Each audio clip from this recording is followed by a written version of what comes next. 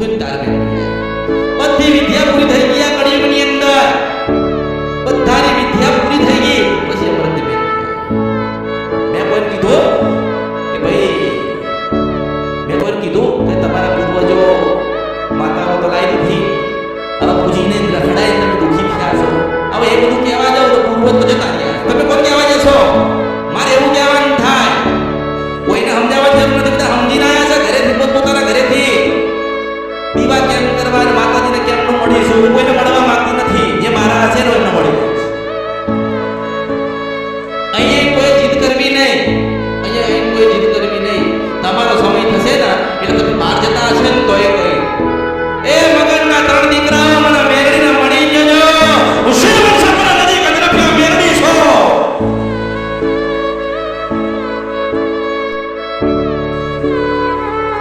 અને જે સાચા ભાવિક હોય ને, જે સાચા ભાવિક હોય ને એને કશું કહેવાની જરૂર આવતી, કારણ કે હું તો મન વાંચું છું, હૃદય વાંચું છું, મન ખબર હોય મારો ભક્ત અહીંયા આવતો હોય કેટલો દુઃખી હોય, એને શું જરૂર હોય, સમય આવા દો, જેટલું તમારે જોઈએ છે એનાથી 10 ગણું અમૃત મેળવી સમય લાગે, કારણ સમય લાગે, કારણ કે હું જોઉં છું આ બદલે તો નથી જતા ને, મને ભૂલી તો નથી જતા ને, મેં જે માર્ગ બતાડ્યા છે એમાંથી નીકળી તો નથી ગયા ને.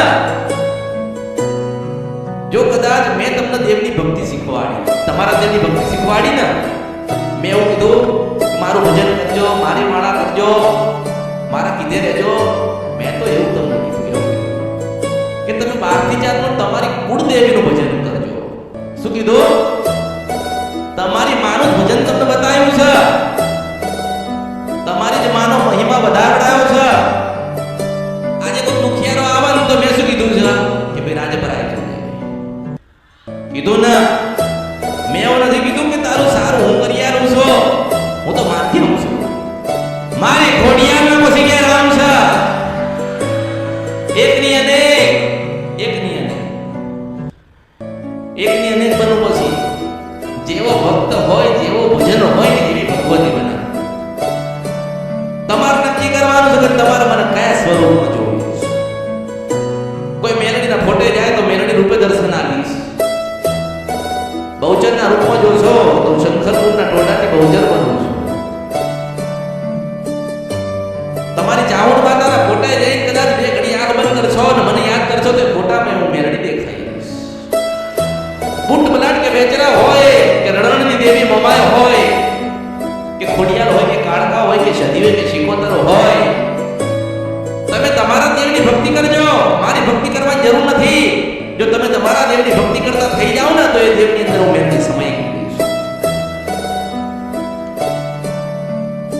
ઘરમાં, પેઢીમાં, પરિવારમાં ભૂવા હોવા છતાં આજે ઘણા લોકોને બહાર જોડાવવો પડતો હશે, પડે છે જોડાવાનું. ઘરમાં ભૂવા છે, મઢો છે, માતાઓ છે, પેઢીએ છે, ભાઈઓ છે, બધા જ છે, પણ દુઃખી છીએ.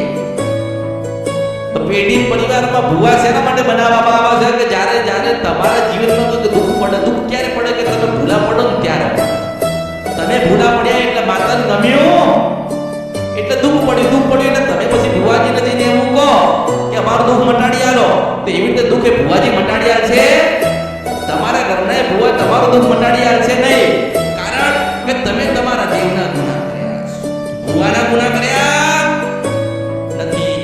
આજે પણ તમારે કોઈ ગુનાહ થઈ ગયા હોય અને તમે જઈને ભુવાજીને એવું કહો તમારી બેટીના કે ભુવાજી અમે એટલા દુઃખી છીએ, અમારું આ કામ થતું નથી, તો ભુવાજી તો ધોળીને કહી દેશે કે જા હું કાળકા મેરડી કે સધી કે ઝોપડી કે જોગણી તારું સારું કરીશ. પહેલા ગુનાહ યાદ કરજો ને ભૂલ યાદ કરજો, તમારી પેઢીના ભુવાન બદનામ કરશો. એ તો સારું કરવા માટે બન્યા ને, માતા એમને સારું કરવા માટે બની ને, અને તમે એમને બદનામ કરો છો.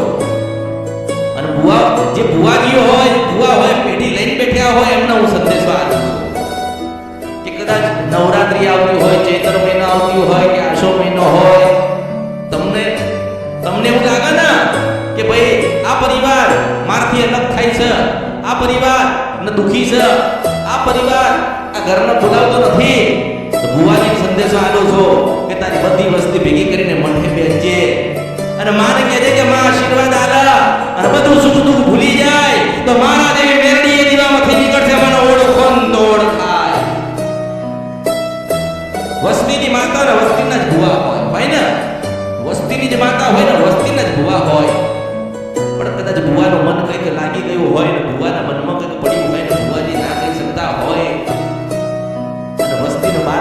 પડતું હોય. આજે તમે બહાર તમારા ઘરમાં ભૂવા હોવા છતાં તમે બહાર ફરો ને તો તમારી માને ના ગમો. ગમે ખરી? ના ગમે, ના ગમે, ના ગમે, ના ગમે. પણ કદાચ તમે તમારા ભુવાજીના કીધા ગયા હોત, માની ભક્તિમાં લાગ્યા હોત, માને પૂછી પૂછીને ડગલાના પગલા ભર્યા હોત, એ માં કોઈ દાડો દુઃખી થવા દેતી?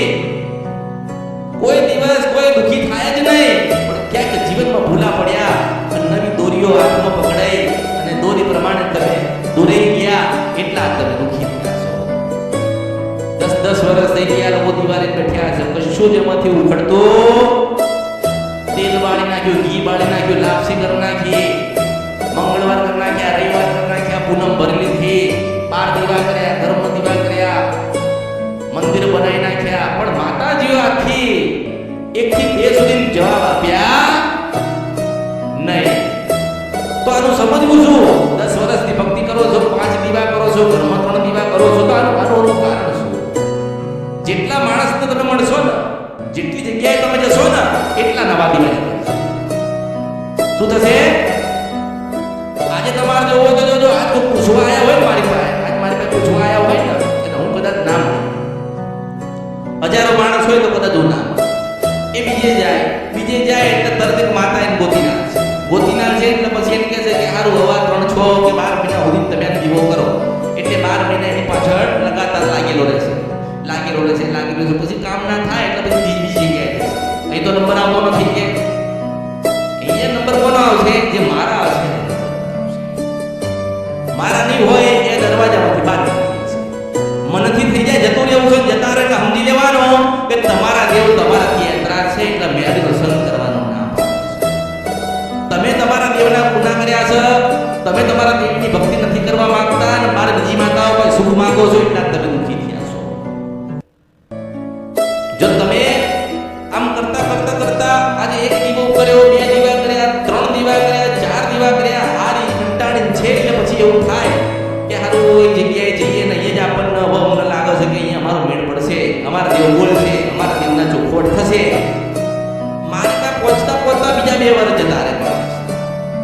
5 વર્ષ તો બીજે જતા હતા ચોથે જતા હતા કરતા એ દીવા તો કરતા જ હોય. પછી હાવ ઘોડા ભાવ શંકર ભગવાન જેવા ઘોડા થઈને આવો. તમે કરો એ ખરું, તમે બતાવો એ ખરું. દીવા તો કરવાના જ, ભક્તિ તો બીજાની છે, ભાવ તો બીજા દેવના પ્રત્યે છે. અને આ જરૂર પડી એટલે અમૃતની મેળડીના ચરણના શરણમાં આવ્યા છો. એવું ના સમજતો, એવું ના વિચારશો ને એવું સમજશો નહીં કે અમે જે બહાર કરીને આવ્યા છીએ ને એ અમને કોઈ બતાડશે ને હું બેઠી છું, એ મેળડી છું. આ દરિયા પાર જઈને મોતી ના લાવ તો મારું નામ મળ્યું મેળડી નહીં. એને ઓળખવા માણ છે. આ બધી દુનિયાની બધી મેળડી છે ને એક બાજુ છે તો અમૃતની મેળડી એક બાજુ છે.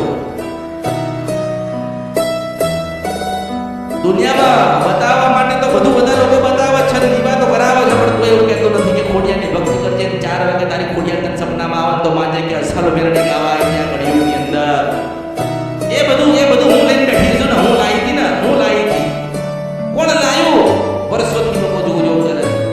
આજે 50 વર્ષ પહેલા જેની પેઢી ભૂવા હતા એમને તો ખબર જ હશે, એમની વસ્તીને ખબર હોય કે જ્યારે કોઈ પારકો પરિવાર કે વસ્તી કોઈ જોવડાવવા આવે ભુવાજી હું કહેતા, તમારા જ પેઢીના ભુવાજી હું કહેતા ખબર?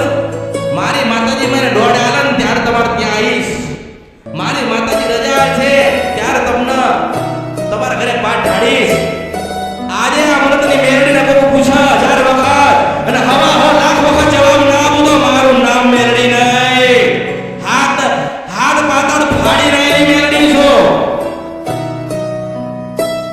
દુનિયા બધી જ બધું વાંચી લીધું, પણ વાંચવાનું પૂરું થયું, લખવાનું પૂરું થયું ત્યારે બધી વિદ્યા પૂરી થઈ ગઈ. કળિયુગની અંદર બધાની વિદ્યા પૂરી થઈ ગઈ પછી અમૃતની મેળડી.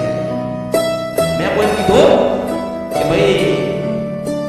કોઈ કીધું કે તમારા પૂર્વજો માતાઓ તો લાવી દીધી, હવે પૂજીને રખડાઈ તમે દુઃખી થયા છો. હવે એ બધું કહેવા જાવ તો પૂર્વજ તો જતા રહ્યા, તમે કોણ કહેવા જશો? મારે એવું કહેવાનું થાય, કોઈને સમજાવવાની જરૂર નથી. બધા સમજીને આવ્યા છે ઘરેથી, પોતપોતાના ઘરેથી દીવા કેમ કરવા અને માતાજીને કેમનું મળીશું. હું કોઈને મળવા માંગતી નથી.